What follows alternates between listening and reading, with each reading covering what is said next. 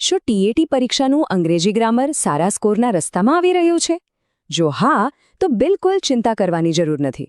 કારણ કે આજના આ સેશનમાં આપણે એ જૂની ગોખણપટ્ટીવાળી પદ્ધતિને સાઇડ પર મૂકીશું અને શીખીશું કેટલીક સ્માર્ટ, વ્યૂહાત્મક રીતો, જેનાથી પરીક્ષામાં ચોક્કસપણે વધુ માર્ક્સ મેળવી શકાશે. અને આ સવાલ તો લગભગ દરેક ઉમેદવારના મનમાં આવતો જ હોય છે કે ભાઈ, શું ખાલી નિયમો ગોખી લેવા પૂરતા છે? શું એટલું કરવાથી સારા માર્ક્સ આવી જશે? કે પછી સફળ થવા માટે કોઈ બીજો વધુ સારો રસ્તો છે? ચાલો આજે આ જ રહસ્ય પરથી પડદો ઉઠાવીએ. તો સાંભળો, આજની આપણી ચર્ચાનો મુખ્ય મુદ્દો આ જ છે.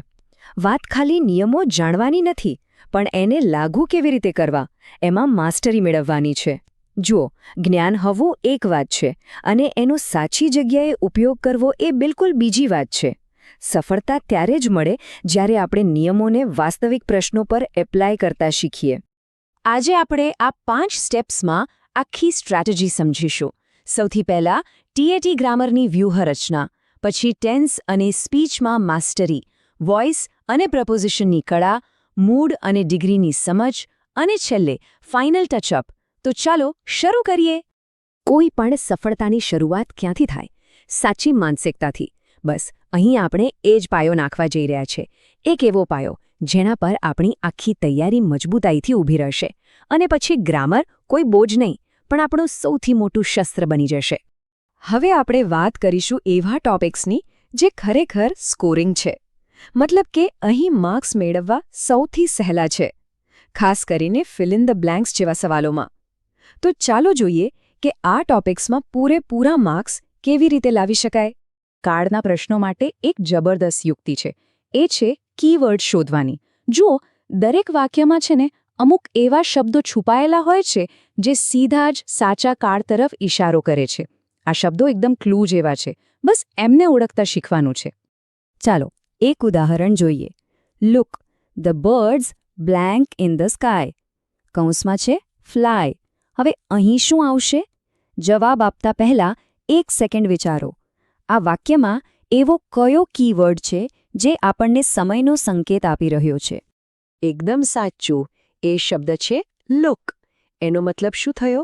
જુઓ, એટલે કે ક્રિયા અત્યારે આપણી નજર સામે જ થઈ રહી છે અને એટલે અહીં આવશે ચાલુ વર્તમાનકાળ, આર ફ્લાઇંગ. જોયું? બસ આવા કીવર્ડ્સ પકડી લો એટલે જવાબ આપોઆપ સામે આવી જાય. સારું, હવે આગળ વધીએ ડાયરેક્ટ અને ઇનડાયરેક્ટ સ્પીચ તરફ. આમાં સૌથી વધુ ધ્યાન ક્યાં આપવાનું? તો રિપોર્ટિંગ વર્બ કેવી રીતે બદલાય છે અને વાક્યની રચનામાં શું ફેરફાર થાય છે એના પર. અને હા, ખાસ કરીને પ્રશ્નાર્થ વાક્યો પર નજર રાખવી. આ રહ્યું એક ઉદાહરણ. He said to me, where are you going? આ એકદમ કોમન સવાલ છે. હવે યાદ કરવાની કોશિશ કરો, આને ઇનડાયરેક્ટ સ્પીચમાં ફેરવીશું તો શું શું બદલાશે? અને સાચો જવાબ છે he asked me where I was going. ચાલો આને સ્ટેપ બાય સ્ટેપ સમજીએ. પહેલો ફેરફાર, સવાલ છે એટલે સેડ ટુનું થઈ ગયું આસ્ક્ડ. બીજું, સંયોજક તરીકે વેર એમ જ રહ્યું. અને ત્રીજો અને સૌથી મહત્વનો ફેરફાર, પ્રશ્નવાચક વાક્ય વેર આર યુ ગોઈંગ એ સાદા વિધાન વાક્યમાં ફેરવાઈ ગયું, વેર આઈ વોઝ ગોઈંગ. બસ આટલું યાદ રાખવાનું છે. ચાલો હવે આપણે ગ્રામરના બીજા 2 પાવરફુલ ટૂલ્સ પર ધ્યાન આપીએ. આ એવા ટોપિક છે જે સ્કોર વધારવામાં ખરેખર મદદ કરી શકે છે. એક્ટિવ પેસિવ વોઇસમાં આજ્ઞાર્થ વાક્યો આવે ને એટલે ઘણા લોકો કન્ફ્યુઝ થઈ જાય છે. પણ એનો નિયમ એકદમ સીધો અને સિમ્પલ છે.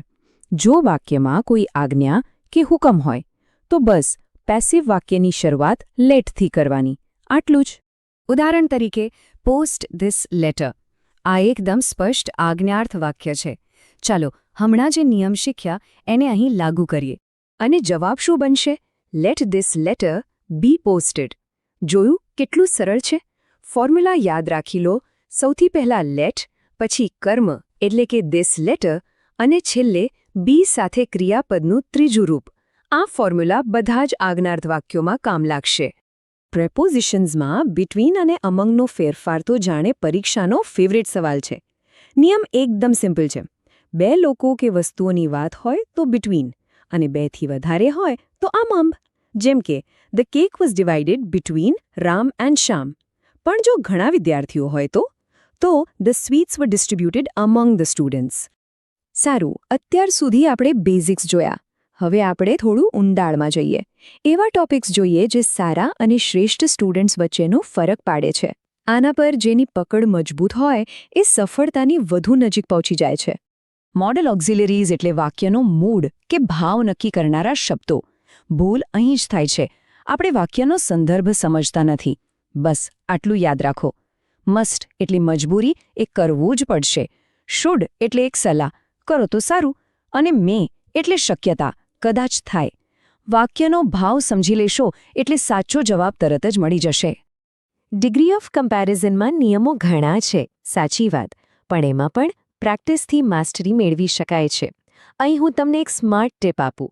જો પોઝિટિવ વાક્ય નો અધરથી શરૂ થતું હોય તો એના સુપરલેટિવમાં હંમેશા ધ આવશે.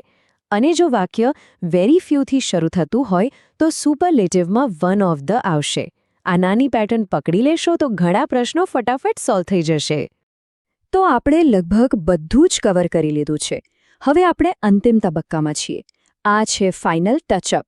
અહીં આપણે જોઈશું કે આપણે તૈયારીને કેવી રીતે મજબૂત કરવી અને આત્મવિશ્વાસ સાથે પરીક્ષા આપવા માટે શું કરવું. આ રહ્યો આપણો ફાઇનલ એક્શન પ્લાન. 4 સ્ટેપ્સ. પહેલું, ક્વેશ્ચન ટેગ્સ જેવા નાના પણ મહત્વના ટોપિક્સ પર માસ્ટરી મેળવો. બીજું, રોજ નવા શબ્દો શીખીને વોકેબ્યુલરી સ્ટ્રોંગ કરો.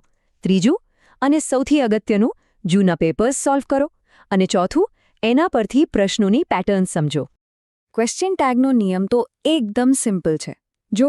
જો વાક્ય પોઝિટિવ હોય તો ટેગ નેગેટિવ આવશે. જેમ કે ઇટ ઇઝ કોલ્ડ તો એનું ટેગ થશે ઇઝન્ટ ઇટ. અને જો વાક્ય નેગેટિવ હોય તો ટેગ પોઝિટિવ. બસ આટલું જ યાદ રાખવાનું છે. 1 માર્ક પાક્કો.